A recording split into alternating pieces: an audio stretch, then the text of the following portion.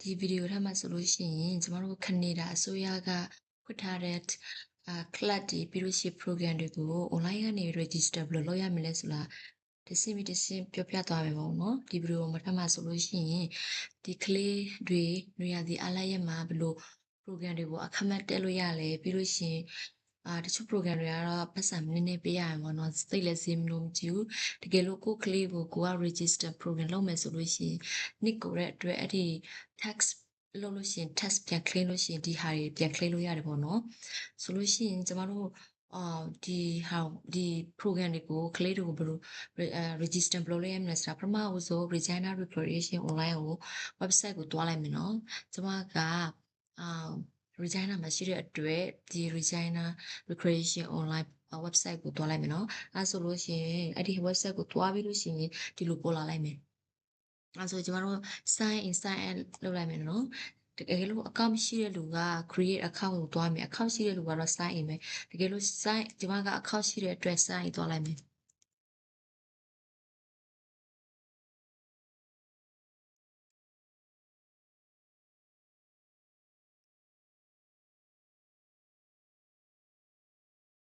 တွားလိုက်မယ်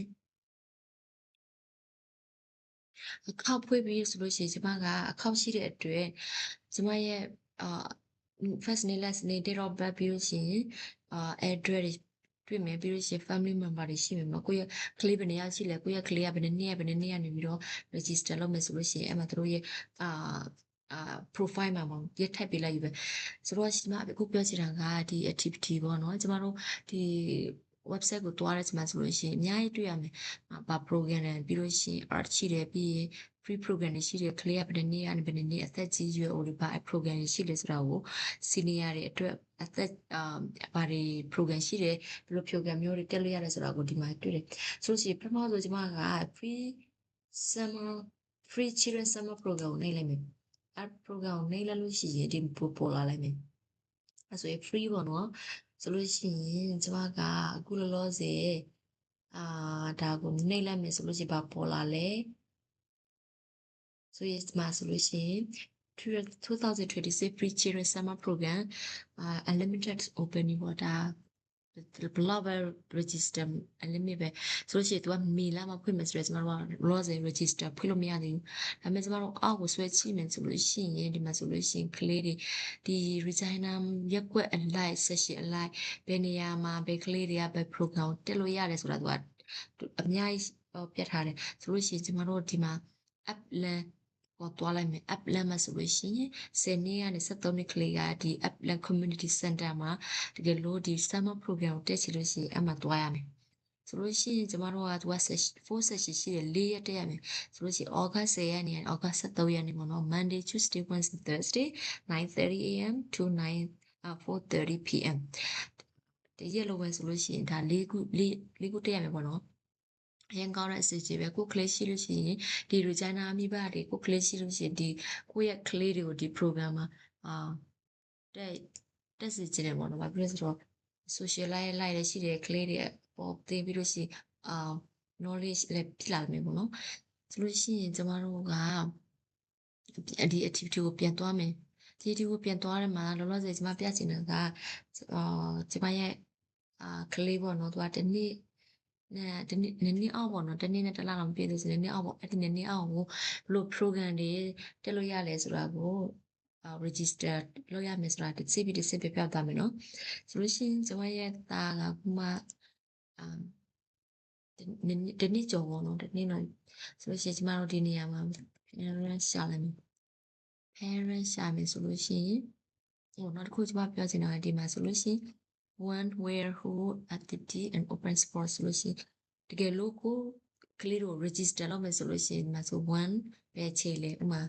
Saturday လား Friday လားဘာစနေလားအများကြီးရှိတယ်ကိုကြိုက်တဲ့အချိန်ယူလို့ရတယ်ဒါပေမဲ့စောစော register လုပ်ရှင်ပိုကောင်းတာပေါ့နော် normal register လို့ရှိရင်ကိုမလို့ချင်တဲ့အချိန်ကိုကရလိုက်မယ်ဆိုလို့ရှိရင်ဘယ်နေရာလဲကိုရဲ့ရက်ွက်ပုံမူတည်ပြီးတော့ကိုကသွားလို့ရတယ်ဥပမာကျမကဒီမှာထားလိုက်ပါတော့ဒီမှာ Northwest Research Center ဆိုတာကိုရွေးလိုက်မယ်အဲ့ဒီနေရာအဲ့ဒီနေရာကိုကျမတို့ကဘယ်လိုဟာတွေဘယ်လို activity တွေလဲရှိလဲဆိုလို့ရှိရင်ဥမာ at the parent swimming top swimming sessions ဆိုတာရှိတယ်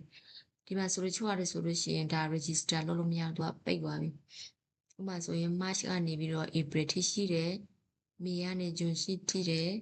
မှာဆို March ကနေ April ရှိတယ် May ကနေ June ပြီးရင် May ကနေ June ဒါတွေ enroll လို့ရသေးတယ်ပေါ့နော်အခုတချို့ရတယ်ဆိုလို့ရှိရင် enroll လို့မရတော့ဘူးဘာဖြစ်လဲဆိုတော့ပိတ်သွားပြီပေါ့နော်ဆိုလို့ရှိရင်ဥပမာကျမသားဆိုလို့ရှိရင်သူကနည်းနည်းအောင်ဒီ program တွေကို enroll ရမှာတကယ်လို့ကျမအခုလောလောဆယ်ပြောနေတဲ့အချိန်မှာ enroll မယ်ဆိုရင်ကျမ enroll လို့မရတော့ဘာဖြစ်လဲဆိုတော့အကောင်ကပိတ်သွားပြီလုံးဝ enroll လို့မရဘူးဒါဆိုလို့ရှိရင်ကျမပြောချင်တာကတကယ်လို့ကိုသားသမီးတွေကိုတက်စေချင်လို့ရှိရင်စောစောစီစီ register လုပ်တာအကောင်းဆုံးပဲကိုလိုချင်တဲ့အချိန်ရှိရတယ်ကိုလိုချင်တဲ့နေ့တွေရတယ်အဲ့ဒါဆိုလို့ရှိရင်ဥပမာကလေးချို့မိဘတွေဆိုရင်ဆက်တည်းပဲစနေနေ့ပဲအားရဆိုလို့ရှိရင်ဒါစောစော register လုပ်ပေါ့နော် okay so ဒီမှာကတခုတွားပြီးတော့ register လုပ်ပြမယ်ဘာဖြစ်လဲဆိုလို့ရှိရင် at the parent tour swimming ဟိုတွားလိုက်မယ်ဒီမှာဆိုလို့ရှိရင်သူကမေကနေဂျွေရှိတယ်4နာရီကနေ4နာရီ35အဲဆိုကျမတို့ register လုပ်ကြည့်လိုက်မယ်ဒီမှာဆိုလို့ရှိရင်ဘယ်သူပါတယ်လဲဘယ်သူ enroll မှာလဲဒီမှာကျမဆိုရင်ကျမတာ enroll မယ်ဆိုလို့ရှိရင်ဒါဆိုလို့ရှိရင် add to the cart ပေါ့နော်ဒီမှာ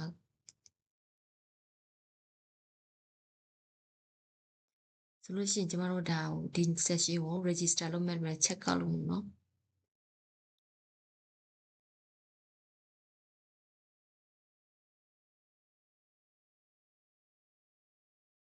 ချက်ကောက်ဆိုလို့ရှိရင်ကိုကပတ်စံပေးရမယ်$64တကယ်လို့ကိုကဒီ information နဲ့ payment တွေပေးပြီးဆိုလို့ရှိရင်ဒီပါဆိုလို့ရှိရင်0ပဲအဲ့ဒါဆိုလို့ရှိရင်သူတို့စီက confirmation email ပေါ့နော်သူတို့စီက email ပါလာမယ်ဆိုလို့ရှိရင်ဘယ်နေရာမှာတက်ရမယ်ပဲကိုရွေးတဲ့နေရာပေါ့နော်နေတဲ့နေရာမှာတက်မယ်ပြီးလို့ရှိရင်အချိန်ဘယ်ရက်နေ့စတက်ပြီးရလို့ရပြီဆိုတော့ကိုတို့က email နဲ့တစ်စစ်အကြောင်းကြားလာနိုင်မယ်အဲ့ဆိုရင်ကို email ကိုချက်ဖို့မမေ့နဲ့နော်okay ဒီအားလုံးပဲကိုကျေးဇူးတင်မယ်ပြီးလို့ရှိရင်ဒီနော်ရဲ့ YouTube channel ကိုlike and share subscribe လုပ်ဖို့မမေ့နဲ့နော်ပြီးလို့ရှိရင်ကျွန်မဒီတပတ်တစ်ကြိမ်ဒီကနေဒါဆိုရပေးတဲ့